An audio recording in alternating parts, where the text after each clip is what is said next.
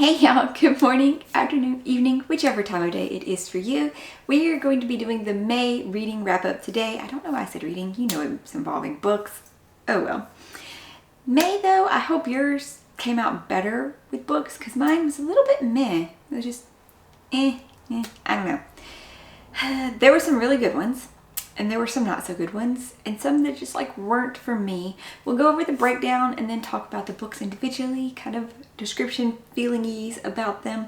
If you're new here though, thank you for clicking on this. I'm Morgan. We're gonna babble. We're gonna be, talk weird, crazy probably, but I hope you enjoy it and will consider subscribing and sticking around for all of it. Into the books. Alright, the breakdown then. Let's go lowest to highest, I guess. I'll talk about it like that. At least in the breakdown part. And then maybe we'll go the other way around. I don't know. Build up suspense? Don't build up suspense. But we had 2.5. No. We had 2.25 stars. Yeah. 3 3.5 stars. 2 4 stars. 2 4.25 stars. And 2 4.75 stars. No 5 stars, but it was almost there.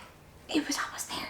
It's a good month for the ones that were the 4.75 because yeah, and they were so close. The one that actually was the highest and it's going to be the best book of the month was only 0.20 points higher than the other one on the call pause sheet.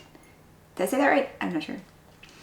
Of the formats though, 4 of them were straight audiobooks, 3 of them were physical books, 2 of them were ebooks, those with ARCs, and 1 was an audio physical mix, which is actually the 2.25 stars.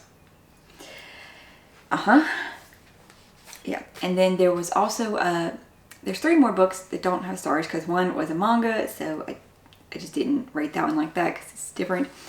And 2 were rereads that I was doing with my son, so I won't do the stars for rereads. Alright, so we will start with the first book of the month and also the lowest rated, I guess, and work our way up from there. It's weird. I ended up rating the DNF from April, and yet somehow this book ended up lower than that DNF. This is the 2.25 stars. It's Her Buried Lives by Caitlin L. Duncan. This came in one of the unplugged boxes. I listed this as the audio physical mix, even though pretty much I maybe read 1 chapter from the actual book and I just listened to the rest of it while cleaning my house. And it was just crazy. I do appreciate what the author was trying to do, like after reading her author's note, and it gives a little bit more context, I guess, to her idea there. But still, it was, I don't know, as someone who doesn't have that thing, I cannot say for sure that it is the right frame of reference to say it in that way. This book follows Jenny as she and her mother are going back to her mother's hometown to sell off the family estate. From what Jenny has been told, her mother's whole family has been dead. And the estate was just kind of there, so why wouldn't it have been sold? She's an adult. I get she still lives with her mom, financial responsibility and stuff like that. And save money, be able to afford things easier by them living together. That all makes sense, sure.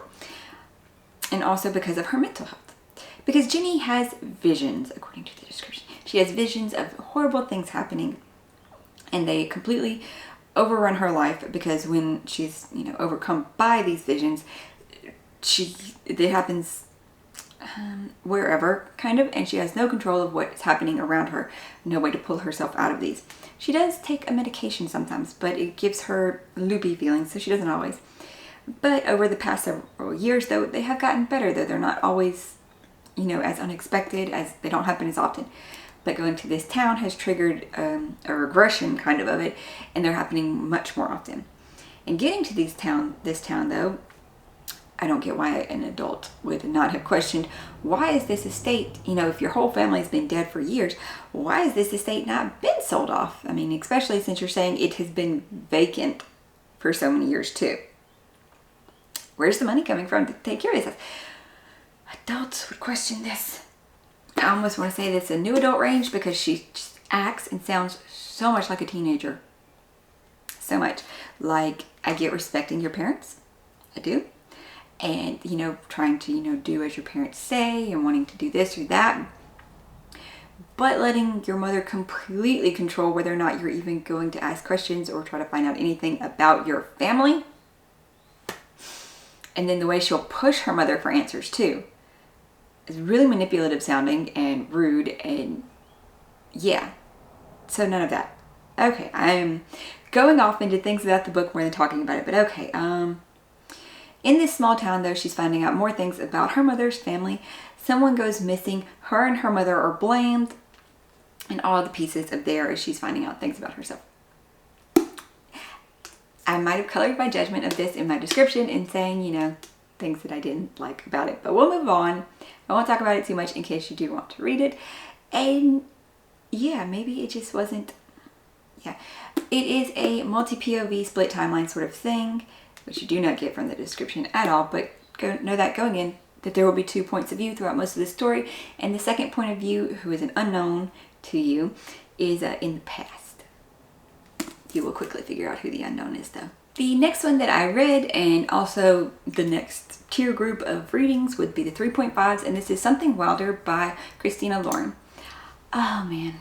Okay, I wanted to like this one more because it's like, ooh, adventure story.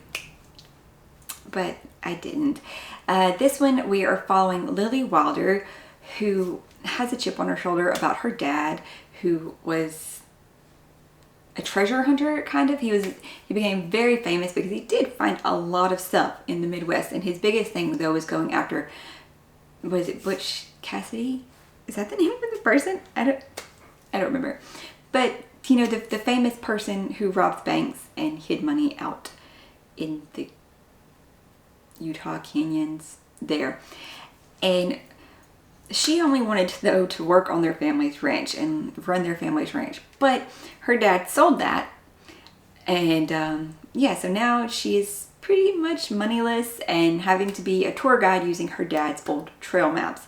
And so she pulls in an okay amount. She gets the tourists that want to go on the adventure trails. Speaking of tour groups, enter in Leo Grady, her ex, that she thought was going to be her one, until he moved back to New York and never heard from him again. He was raising his younger sister, though, after his parents' tragic accident, but still. Now he is on a guy's trip that he does every year with his friends in the Utah desert.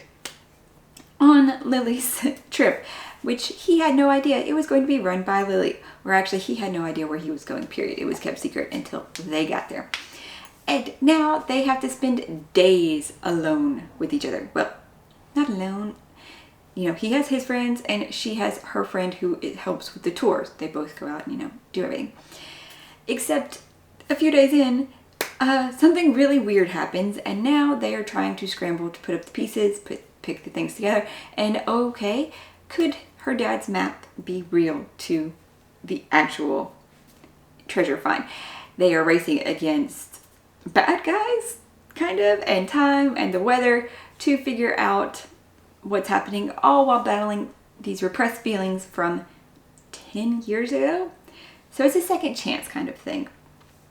And yeah, it was an interesting, I wanted more adventure. I wanted more logicalness to it, though, you know. It's either got to be more fantastical in its adventureness or more logic if we're going to be in the real world. I get that people are irrational and stuff, but I need some things to make sense. And some things just didn't. It was an interesting enough listen. It was kind of fun, kind of cutesy. The ending was good. Yeah, there was just some things that did not add up. And it was like, that's not going to be a thing. Come on, people. So yeah, that was that book for me. But I know a lot of people like this author duo and the stuff she writes, so sorry I keep like looking down. It might be making weird edits, but the next, I'm flipping pages in my notebook. The next one that's 3.5 stars is Mortal Follies by Alexis Hall. This one was an ARC from NetGalley. It's not that it was bad. I just don't think I like the style, because it is like historically timed, because it's Victorian era, I think. And the way it's written, it's just, we are told the story of Lady Malice Mitchellmore by a narrator who's a fairy, who calls themselves Robin. And the way though they sound is like they're from another tale we've heard before, or they were the inspiration of another tale before. They make fun of Shakespeare. They say Shakespeare ripped off their works, things like that. But Robin has the chance encounter of Lady Malice at a ball where her dress is literally falling apart. And this is only the beginning of Lady Mitchellmore's curse. As she is out in the garden though, is when she runs into Lady Georgina, also known as the Duke of Annandale. They call her the Duke of Annandale because her whole family has died. Her dad and all 3 of her brothers died in freak accidents that they say she did. She's a sorceress and she killed off everybody to have the run of the place herself. And at first, Lady Georgina doesn't want to help Lady Mitchellmore, or Miss Mitchellmore. She's not Lady, Miss Mitchellmore. But they kind of keep running into each other, and she eventually caves into helping her. She's like, well, I don't want to see you, suffered and ruined. Because, ladies in high society, they can't be losing their clothes at balls. But it quickly develops her curse from more than just her clothes are unraveling around her to more and more events are happening. Birds are starting to attack her. Food is in a whole restaurant, not just hers, a whole restaurant's food is turning sour and into bugs and rottenness. So yeah, the curse rapidly develops into being deadly, and they're trying to figure out what is happening, why this curse is happening, who put the curse on her, make a way to make it stop. And like I said, it's just mostly the writing style, because you are told from this narrator's perspective, which I like the narrator. The narrator's fine, of him watching the events unfold.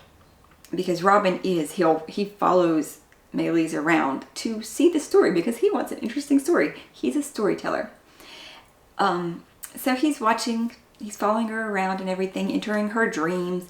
So you always get the perspective, like never her thoughts, which that's fine, but always the perspective of like this person watching her, what she's saying and what her friends are saying and this and that. But it's just the speech patterns, maybe, I guess, and the way the style it's written is it is trying to be that old school style. I think, I guess I said in the release of this book, the new releases one, that I feel like it might be written like Jane Austen, maybe even some Bronte. I haven't read either of those, but I just feel like this is what they might be like from just seeing the Pride and Prejudice book. Yeah, so that's my opinion on this. It may be for people who like that style, you'll love this. And it is a sapphic romance, but there's not much of that. It's a lot of pining, not even that. She's got to come to terms with it first, and then there's some pining and some,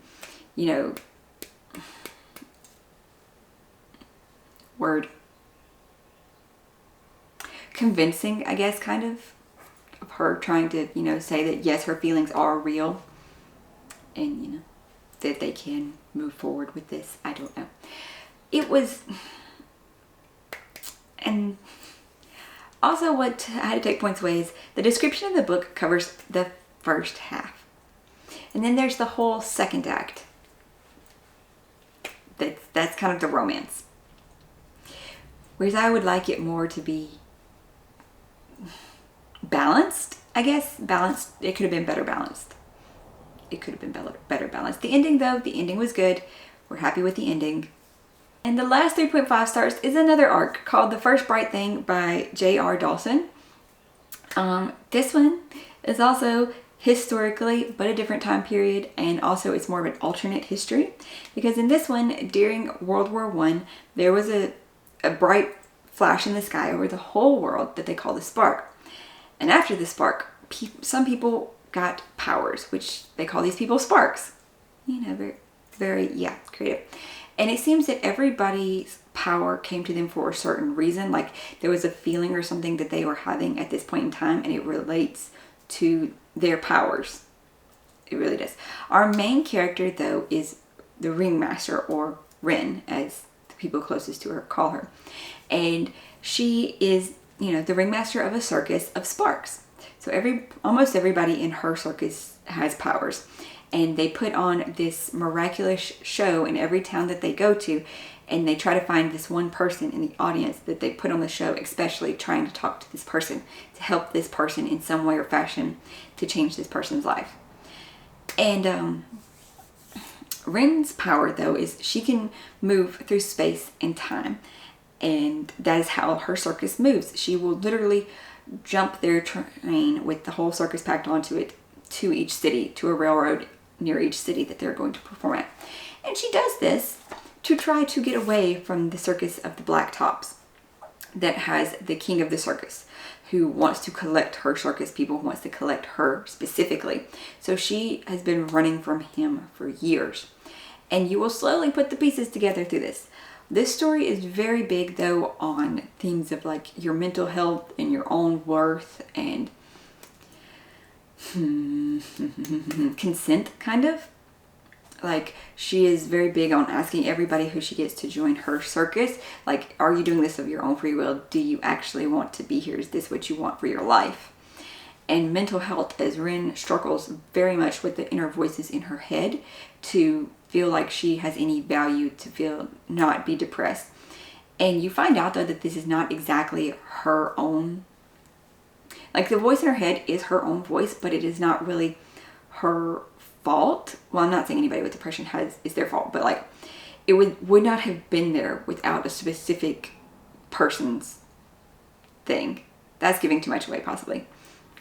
This is also a fractured timeline, because Rin's a time traveler, so, you know, she's going everywhere. In the description, it also states that, you know, someone in her circus sees this very bleak, dark future of a future war about to happen, and they're trying to prevent it. Well, you know, the spark happened in World War I, and this takes place in the times between the two, so they are actively trying to prevent World War II because they don't want the sparks to have to fight in the World War. They don't want the people from their circus to go and have to fight and be killed. So they are trying everything to prevent this.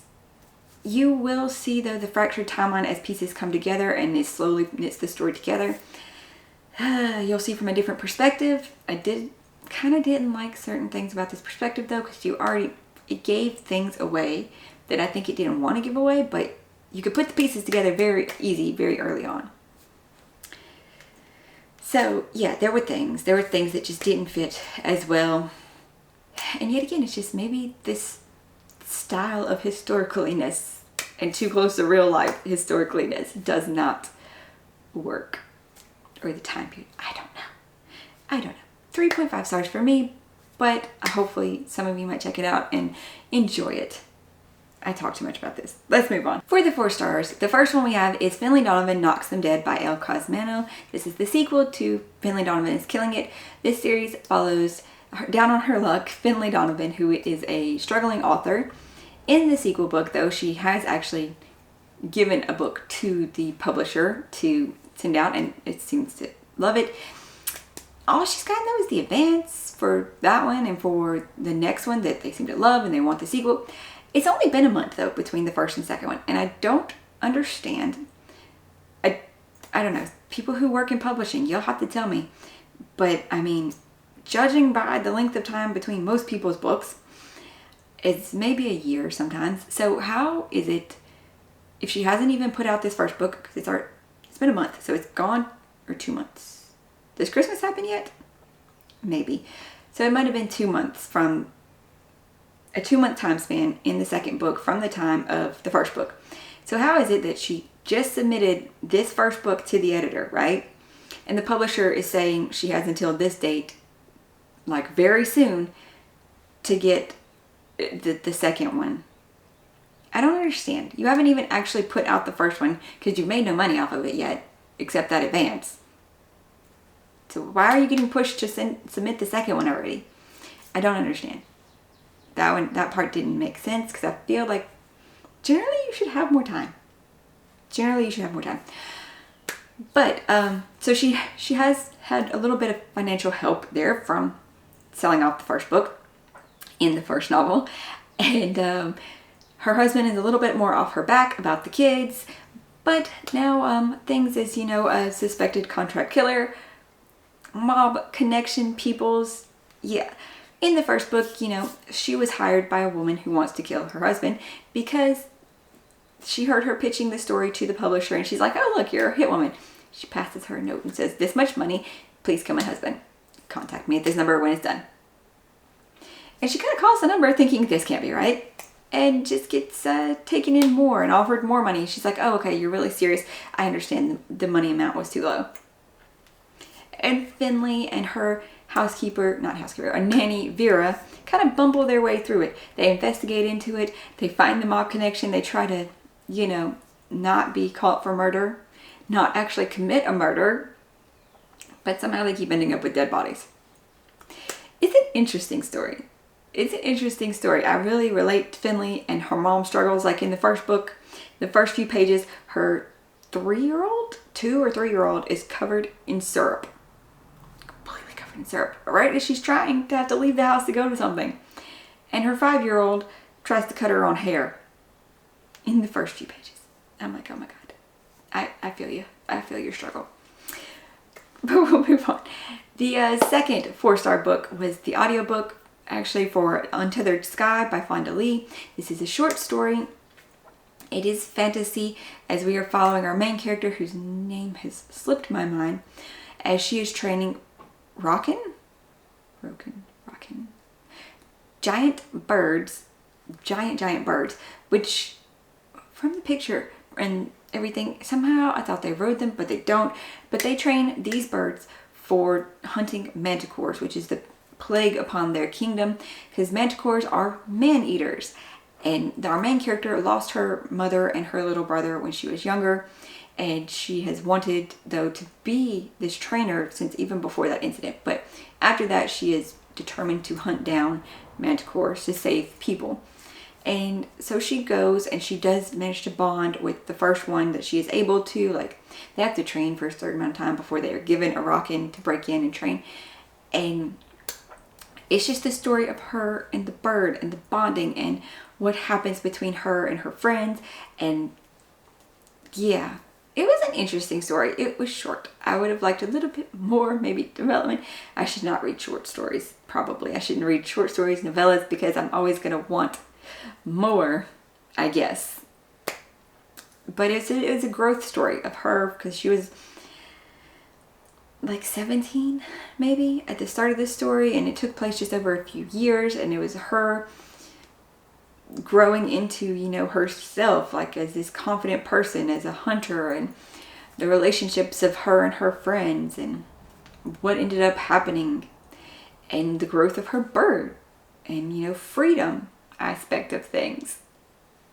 So yeah, it was an interesting ending. I will say that much. 4 stars though, because it wasn't bad. It wasn't very bad. I guess I will read more from this author, because the style was okay. What is that noise? Then the 4.25 stars, we're almost done, is The Ballad of Songbirds and Snakes by Suzanne Collins. Suzanne Collins, I think, yeah. This is, of course, the prequel to The Hunger Games. I read this because I saw the preview to the movie and I had not got around to it, and there was all of that bad talk when it first came out. It wasn't bad. This is from President Snow's perspective as a young man when the Hunger Games were still just getting started. It really says how old he is, because in the first part of the book, he's like 18, and they're on the 10th Hunger Games. Katniss was in the 74th Hunger Games. Oh my God. His family, though, is a very old family. They used to have money before the war, where, most of their stocks was in District 13. So his whole life and persona is trying to still act like the family's fine. The family's wealthy. They're fine, of course. Nobody should take pity on the Snows. They don't need to move to the poor district. He's going to go off to the university and do great things. Make back their family name and money. And he lives with his grandmother and his cousin, because both of them are orphans after the war. And his cousin is into fashion, which also at this point, in fact, does not make sense.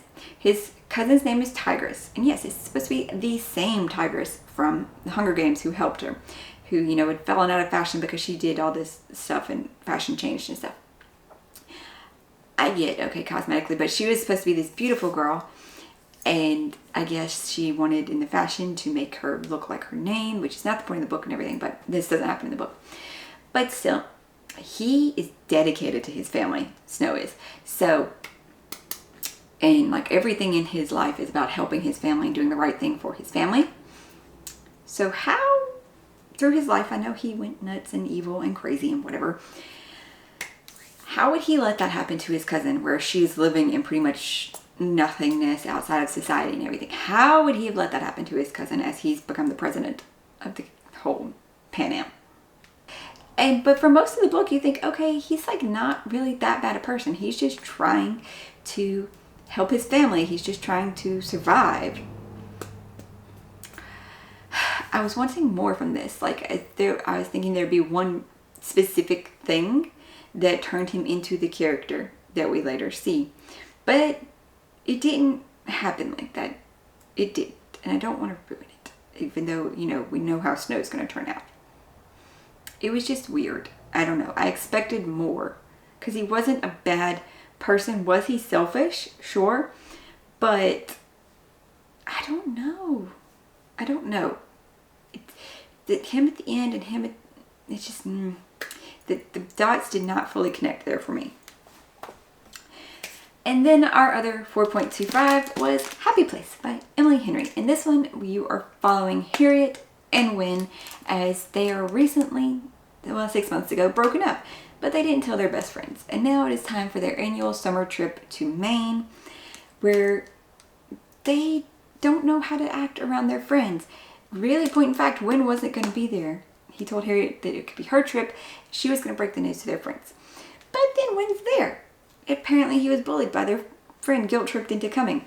Because it is the last year they're going to be able to spend at the cottage. Her friend Sabrina's dad is selling the cottage. And so this is their happy place that they have gone for the past decade. Since they were in college and really bonded over. It is home to so many of them. Is it weird to have a coming-of-age tale in your 30s? I don't know. It's not coming of age. Except it kind of is, because it's a split timeline. Harriet is thinking back to all the happy days of, you know, through their whole relationship. Not just her and Win's, but her and her friends. Like all the happy moments. Everything that brought them together and made them a family. And Harriet is struggling through the whole novel because she doesn't really know why her and Win broke up. And she has feelings for him. And he obviously still has feelings for her. And so there's the tension through the whole thing. It was okay. It's a 4.25 stars. Book Lovers is still probably going to be my favorite by her, but it was a good story. It really dealt with a lot of emotions and growing up and how people change and how you move. I'm just not going to be as happy with the ending. Sure, it was her finding, you know, what made her happy in life. She is a medical resident to be a brain surgeon. So there's that. And then the ending, though. Sure, you're being happy. You're being happy. You're choosing your own happiness for life. But responsibilities and medical school debt should have played more of a part into your decision. All I'm gonna say.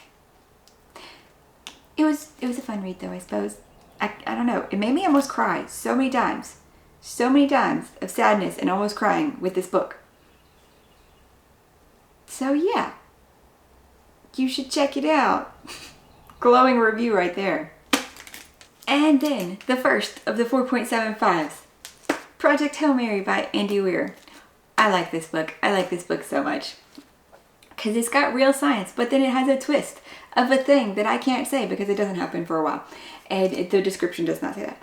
But our book is following Ryland Grace as he wakes up on a spaceship, kind of. He doesn't know that at first. I mean, he should have, but, you know, he tries to deny that fact and think of other things that could be causing those feelings of gravity he's having. He is the only one there that's alive. It says that in the description. I'm not giving that away. And he does not remember why he's there. Or even his own name at first. Like, he can't remember anything. And so he wakes up in kind of a panic and arguing with the computer who's, you know, trying to ask him questions to make sure his brain's responding correctly. But he remembers nothing. Nothing. So he is trying to figure out what's happening. Once he figures out his own name and slowly starts to remember why he's there, he realizes that he is on a mission to save Earth.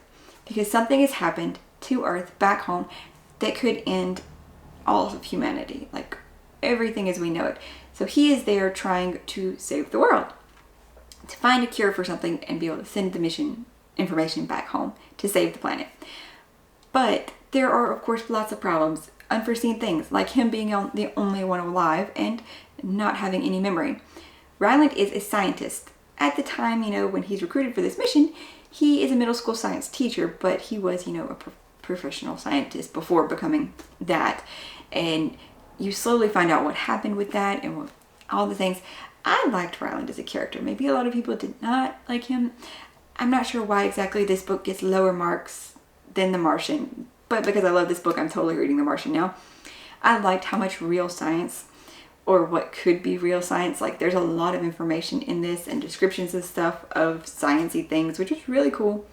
Some of it though, isn't real because that's stuff that hasn't happened, and it's stuff that's we come up with to save the world in this book, but it's based on things that, could happen. And it's called Project Hail Mary though because, it's the last hope of humanity, and he's on a very tight deadline with his fuel, with his oxygen, and just everything that happened, and the perseverance, and the end of the book. Oh my God, the end of the book hits you in the feels. Loved it. Yes, this book was awesome. Everyone should check it out. Yeah, or The Martian, 'cause, that one seems to be more highly recommended. So just yes. And the one that came out as the best book of the month, also 4.75 stars, but just inked out above that, is The Ferryman by Justin Cronin. I did an actual all review for that, so you can go check that one out. This one though is following Proctor Bennett, as he is a ferryman on this utopia island where people don't age. At least his people don't age. But at a certain point they are retired to be rejuvenated. And yeah, it's well, it's not that they don't age. They do age a little bit. But it is a utopia situation. And with all utopia situations, of course, there is going to actually be dissent between these people who have, this rich, luxurious life of, whatever they want to do, and the working class people that they subjugate to their own island and don't pay great, and, all of their living conditions are crap. Yeah. So these people start life at 16 and kind of age up from there, and then, are rejuvenated. And these people are born and die and work their whole lives. So of course that there will be trouble brewing underneath, but Proctor, being this type of person, has no idea about that until he is kind of sucked into one of their plots after overhearing something when he is having to retire his own father onto the ferry. And this whole book is not what you think it is though, and I was trying to put the pieces together of what's really going on through the whole book, and it's multiple pieces really. It's never one thing, one idea you're thinking. It was awesome though. I liked how it played out. I liked the last quarter of the book, once you've known what's really going on, and as you're finding out things there. The end was a bit bittersweet. I liked the epilogue, though maybe a little too long, but I liked that it gave you this idea of what was happening with these other characters that you wouldn't have known how their ending was from just the end of the book. I really enjoyed the book, though I do think that parts of it were too long, were too drawn out. We could have made it flow a little bit less, possibly. But yeah, we have utopia, high tech, what else did I say? Social equality issues, family drama, government cover-ups. So many layers of stuff. So many layers of stuff. I do recommend you check out my review of it though to get all the information, so don't keep going on this video much too long. That's all the books of May though. It wasn't a lot, but yet somehow, I don't know. It took all the way to the last day to finish The Happy Place, and I feel like I'm behind again. And I'm gonna have this problem in June, I see it. I did not get all of my reviews up on Instagram for the individual books, and I feel bad about these. I really do. I got behind on that, and I'm already gonna be behind for this month, but oh well, that's a problem for future me, right? Reading the books is the important part. I hope though that your May reading went better than mine, because like I said, so many of them were just kind of meh, not really standout spectaculars. But I read The Ferryman kind of early on, and though it did take me longer than I wanted to read it, that covered up a lot of the meh. because I was in the middle of reading that while listening to some of the men. It just happened that way. So, yeah. I hope your reading month went great though. I'd love to know which ones you got finished and how it went in the comments down below. And if you enjoyed this video, give it a thumbs up, and you can check out some of my other videos like the June 2 TBR. The new releases coming out this week, and subscribe if you haven't and you like my content and my weird word babbling. Thank you guys so much for being here. Hope you're finding something awesome to read today, and I'll see y'all later. Bye.